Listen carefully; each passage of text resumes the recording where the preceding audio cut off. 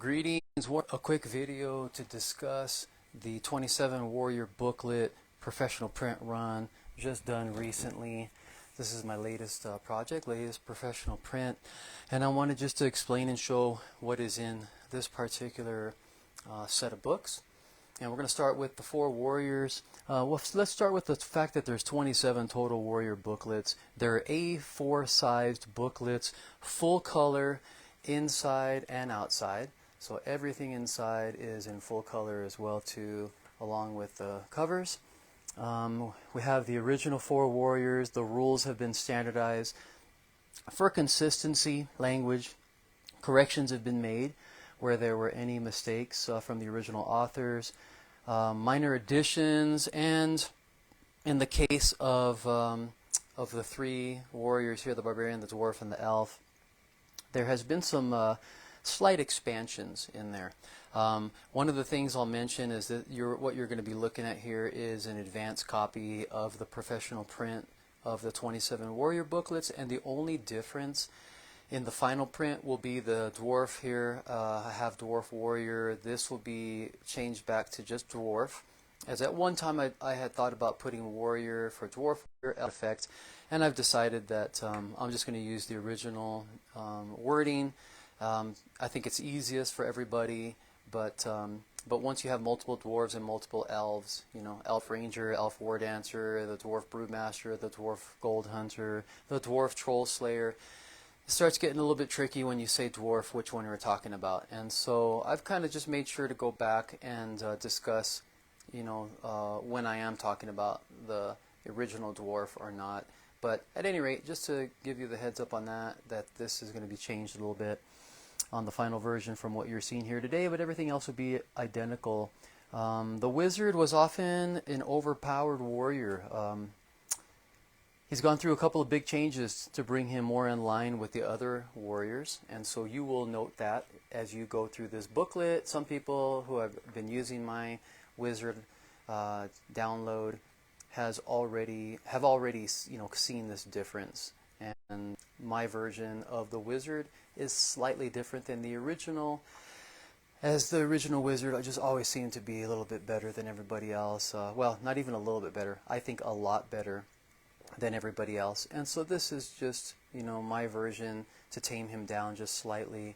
I'm not going to go through point by point those things right now, because right now I just want to focus on the warrior booklets, but you're going to notice again everything in color with the spells and things like that.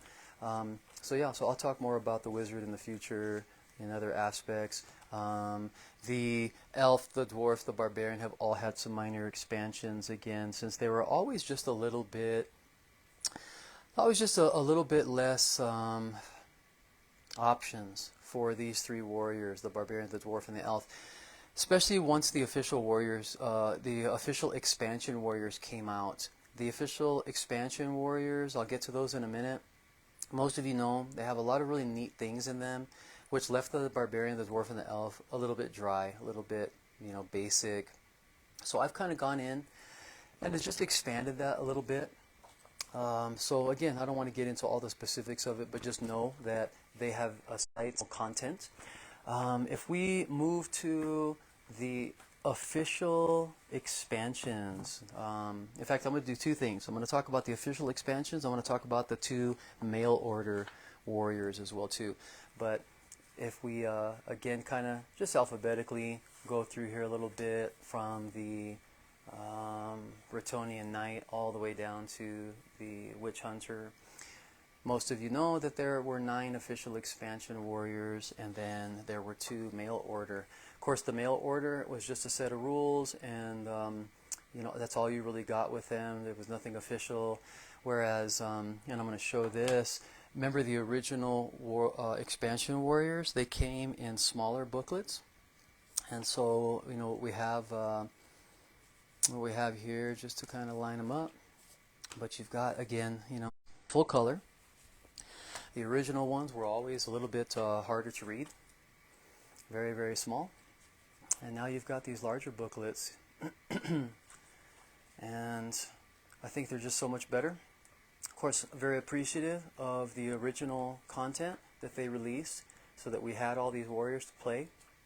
And hopefully now I'm just going to be making a little bit of improvements in the quality of the booklets and things like that.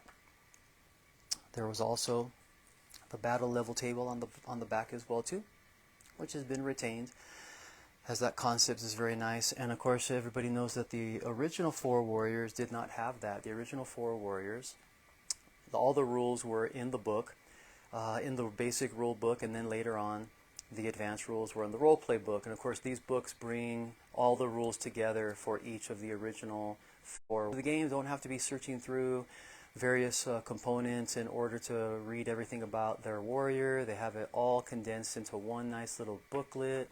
So, and then just to give you again, what's happening with these particular booklets, as far as the new content, just again to keep it kind of brief, but to make you understand that I've standardized again the rules for consistency and language, corrections made, minor additions, slightly expanded in some cases, just depending on which ones we're talking about. And if we were to Dancer and the Pit Fighter, the War Dancer and the Pit Fighter were always 2 warriors that seemed a little bit overpowered, seemed a little bit, compared to the rest, a bit again strong. And so I have gone through and have spent a lot of time in each of these 2 warriors, kind of condensing down some rules. And I've taken the route, of not overpowering all the warriors, which is what some people like to do. I went ahead and took the overpowered warriors and I just tried to drop them down a notch. And so you're going to notice again some differences, in that. Changes have been made, to bring them more in line with the other expansion warriors, which I'm using as more of a baseline for what all the warriors should look like. Same thing with the 4 original warriors. I've brought them up a little bit as far as just content to match these other ones. And then again for these guys, I've just kind of went through and modified a couple of little rules that seem to make them just completely overpowered in comparison to again, that's we'll talk more about all these in the future. Now let's actually talk a little bit more about some of these guys, because in one instance we've got the warrior priest. The warrior priest has some major rule changes have been implemented to make this warrior more playable, because all of that I've been very critical of this particular warrior in my reviews on Board Game Geek and things like that, where you can find reviews of all these warriors in there. But the warrior priest had a lot of issues.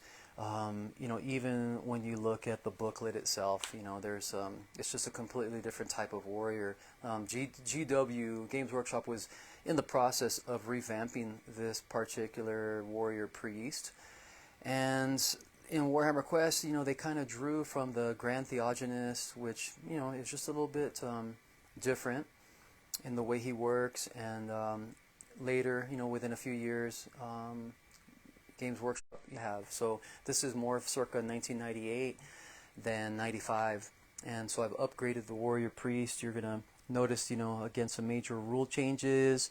You're gonna see some significant differences from the original warrior, enough that I'm considering it Warrior Priest 2.0, but I do honestly think that Games Workshop, what they did at the time is what they had, and I think that if Andy Jones could go back and change things, this is one warrior that he probably would change a little bit. And so I've introduced piety counters, which is a little different concept, more along the concept of power tokens or faith or something like that.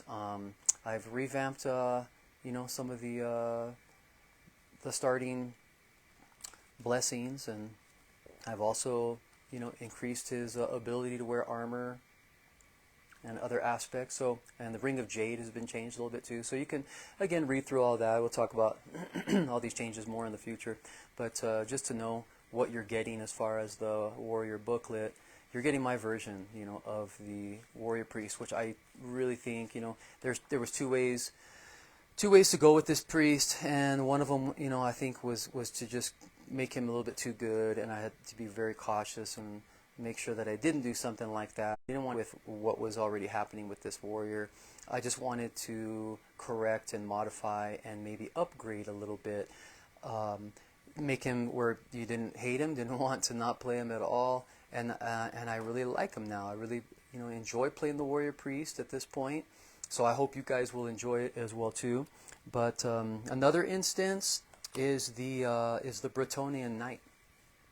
Now with the Bretonnian Knight, there's been some changes in the way that this warrior works. There's three things about this particular warrior that I looked at when I was just going to make color versions of the original official expansion warriors. I had no intention of changing anything except for some minor things. But when I came across again the warrior priest, the pit fighter, the elf war dancer, I knew that if I was going to spend all this time making these rule books, that I might as well polish it up a little bit. And with the Bretonnian Knight, I looked at three things about this warrior that kind of stuck out. And one was that he was overpowered at level 1. The other aspect was his renown. And there were also his many side quests that were just random and all over the place. So not only has his starting statistics been lowered, but his renown, as well as his side quests, have now been streamlined into his advancement. So when you read through this, you're going to see, that before, all those three things were just there, but they weren't associated with each other at all. It was like his renown was this, and he could advance whenever, and his side quests were, everything was just so hard to keep track of. He was kind of a monster or a nightmare, if you excuse the pun. But yeah, he was really, again, just kind of all over the place. And of course, I love the idea. Everybody loves the Bretonnian Knight in so many ways. But all the things that you could hopefully complain about, I've removed, I hope. And you're going to find that his advancement is now tied into these requirements, which are basically his quests and his renown. And so it makes you have to pay attention more to those aspects, and it brings them all in together, and they make more sense. So I'll let you read up on the Grail quest that was originally there and how I've modified it a little bit. And I'd love to hear your feedback, on any of these warriors, because again, I think it's important to know how you're using them, what you're using, what you think of them, and things like that. His skills table has been revamped. So again, I don't want to get into too much detail. I just want you to know that the Bretonnian Knight have been some changes made, and he plays the same, and all the things that he can do and where he goes and all that is the same. But again, I've modified some things and streamlined some areas of him, and I think he plays much better now. I love playing him now far more than I did before. So again, that's all the official expansion warriors, and even including the semi-official mail order, which are technically official. I mean, they're mail order versions. And the only thing about the Halfling Thief that you'll need to know too is that he has been modified slightly as well too, because his starting skills are a little bit different. And I didn't, what I basically did was on all those skills that he gets later on, I noticed there were some skills that I felt might be more appropriate for him to have as a starting skill or two. And the starting skill maybe should be, one of the skills he gets later on, and things like that. There was a lot of ambiguity in what he could use. That is a polished version. There's nothing really, different in how he plays or anything like that.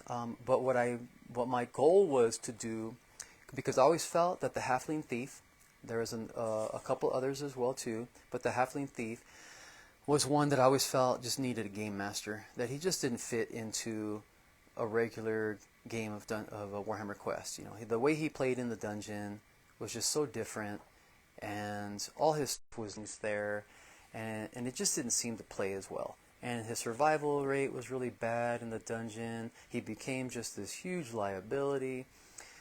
And you already have liabilities like the wizard and stuff like that you have to protect, and so here's you got this other guy that just takes away from the game in a lot of ways. Well, the way that I have him set up now, I'd take him into the dungeon, and that was my whole goal. That's always my goal, is to make him more playable, make him a lot more fun.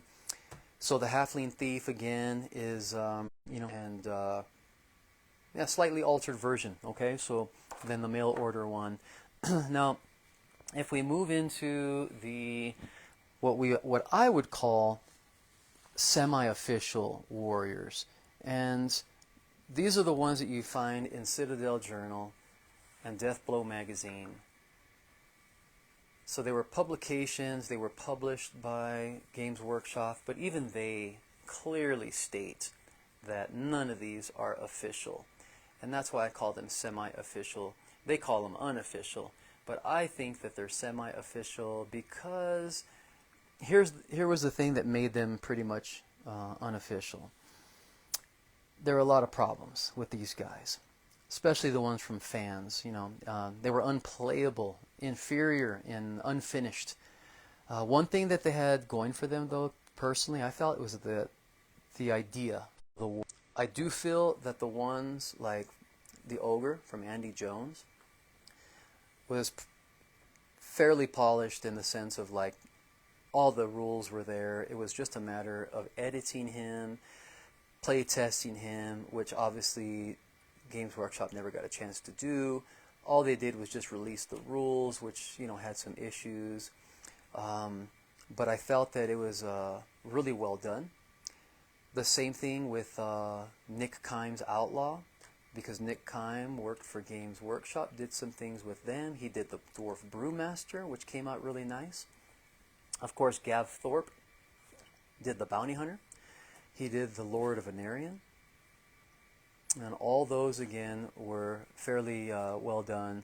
And you'll even see again, on the backs of the book, and so all the various authors, Gav Thorpe or Andy Jones. And so I've credited all the original authors on all of these books and concepts, but again, a lot of them were unfinished, unpolished, play tested, kind of rushed a little bit. Some of the skills were very redundant compared to the other warriors. So they kind of drew upon things they'd already done, and I kind of went through and modified a lot of things, added skills. Really tried to flesh out all of these various warriors where I felt they needed fleshing out, which was most of them. Only one has been changed significantly, that it's almost a different rule set entirely, and that's the Assassin. Great idea. I've kept a lot of the basic ideas, but a lot of the core of this warrior has been created and changed by myself. And so whether it's his starting skill, which is basically still the assassination skill, but I've, again, made it where that strike will increase as he goes up in battle level and things like that. I've created a contract killing table. And everybody who has played my previous assassin, this is an upgraded version. There were some ideas that I had put into place, like contract killings, that really never made much sense in the fact that you just roll to see if it worked or not. And now you have something built into his rogue status that will determine whether or not he succeeds. So there's a lot more dependency on a system than just rolling a dice for fun, in a sense. Now you've got modifiers, a chance of success, the risk factor and chance of success based on different things. Infiltrating is still in there. I've created these Grandmaster missions as well too, which is all part of the original basic rules. It goes into the expanded advanced rules as well too, and the weapons and different things that he can purchase at the Thieves Guild. And at some point, I'll go and discuss, why I chose like the Thieves Guild instead of the Assassins Guild. And other aspects, simplicity was one of the major things, but, the rumor network, so there's all these things that, really flesh out this warrior, really, really nice. And so that one, again, is much different, I think, than the original one, but the concept, the idea is still there. The assassin and how he might join the warriors and things like that. And it's the Lord of Anarian hopefully has been made playable as the original rules were just a kind of a complicated mess with contradictions and ambiguous aspects, and I've tried to stay true to the original intent of this warrior, although he's not quite to my taste. He's a deviation from the warriors in Warhammer Quest. You know, if I had a choice, I probably would of warriors, not even make them an option. But really, I felt that there was so much time and effort put into this guy by Gav Thorpe that it just seemed like I needed to pay homage to him and keep him in this group. He was a nightmare too. Was quite the headache. A lot of his stuff was over the top, just over the top, crazy, overpowered. The rules, I mean, it's so hard to play him. That was kind of true with the bounty hunter as well too, a little bit. And so I had to go in and really try to understand what was the intent of this warrior. What are we doing here? What what are his limitations? What is he allowed to use? How is he supposed to work? How do his blood points really work? And so again, all the stuff was there, but it was just such a mess. But I've hopefully gone through and have made this warrior playable. I feel that this is the best he's going to get. He's again still it's in its original form, which is really nice because I'm paying homage to the creator of the warrior, but I think bringing it into a level where, again, like the halfling thief, that you don't want to have to use a GM, a games master, to figure out and control what's going on with this guy, because he has such a crazy amount of things that happen and the way that it works. A rulebook that really does clearly state how this warrior works, and so hope you guys enjoy that. If you look at Deathblow magazines, the 3 magazines that came out for Warhammer Quest, you'll notice that one warrior is not present in any of these things, and that was the Druid of Albion. And reason for that, I've always purposely omitted that guy. I don't even consider him any part of Warhammer Quest whatsoever. Wizard, and there was just no saving this warrior. It was just terrible. It just makes no sense to use a college wizard in Warhammer Quest. It's just redundant and limited. And you'll notice that with my last booklets here, these are my creations, and I did go in at some point and create an Albion Druid, which is again nothing like the Druid of Albion that came out in Deathblow magazine. This again has his own mechanics. It's made from scratch.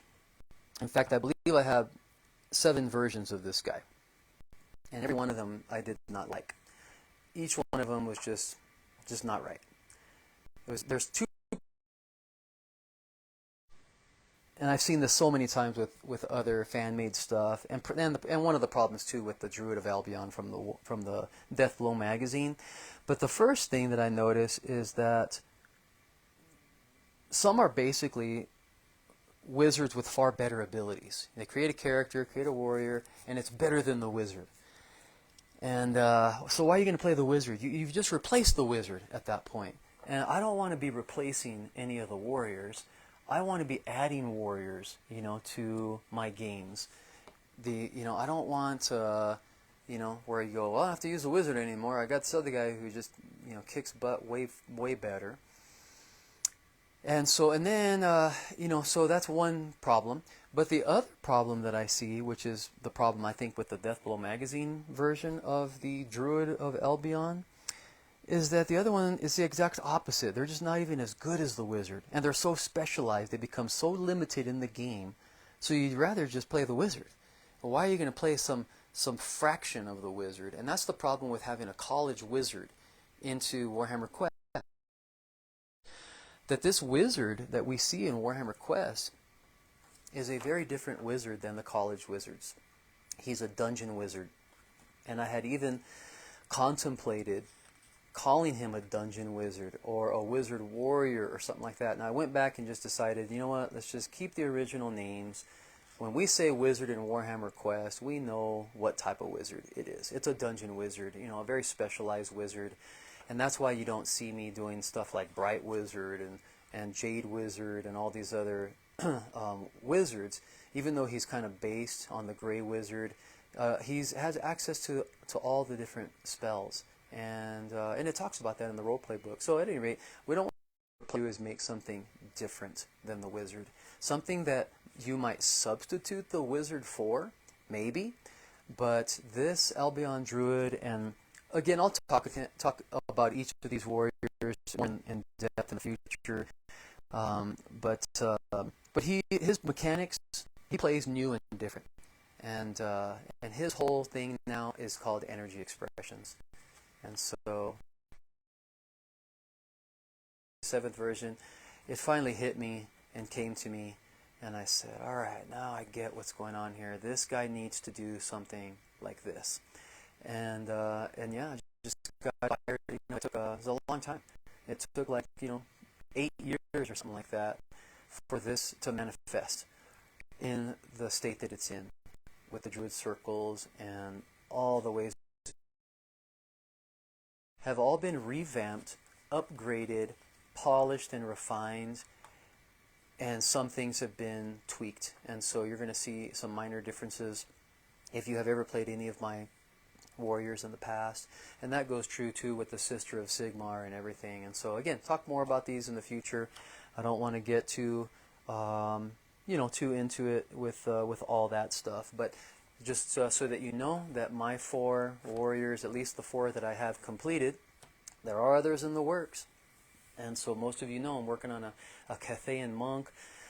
So again, there'll be some other things in the future, but with this again, Rulebooks, if you want to obtain a professionally printed copy of these, please contact me. Let's get you on a waiting list, and we can print these again. Remember, I don't make any profit off of these. This is you're paying the printing cost, the shipping cost. And we're just getting them out there to everybody so that you can have some really cool, professionally printed things. And go ahead and make sure to like this video, subscribe to my channel, because I will be discussing and talking more about the warriors and all the other projects that I'm doing, the various expansions that I'm working on that'll be released hopefully in this next year or so. Contact me on Facebook at www.facebook.com/WarhammerQuest, and I'll put all those links in the comments or whatever, the video details and all that stuff. And you can of course download all these for free if you want to. Available online. I don't want people taking this material, printing out their own copies and selling them and all that stuff. If you want a color version, just come right to me, to the source, and we'll get you set up. And so again, the more people that are interested, the more people we can get together to do a print, because it's not print on demand, 1 or 2 books at a time. It takes a lot of people to get together, and so I appreciate all of you that are making this project possible. This is great. I hope you guys enjoy it. And yes, at any rate, I hope you guys all get a chance to get in a game of Warhammer Quest at some point. And this is Littlemonk, and I'm wishing everyone well, and we'll talk to everyone soon.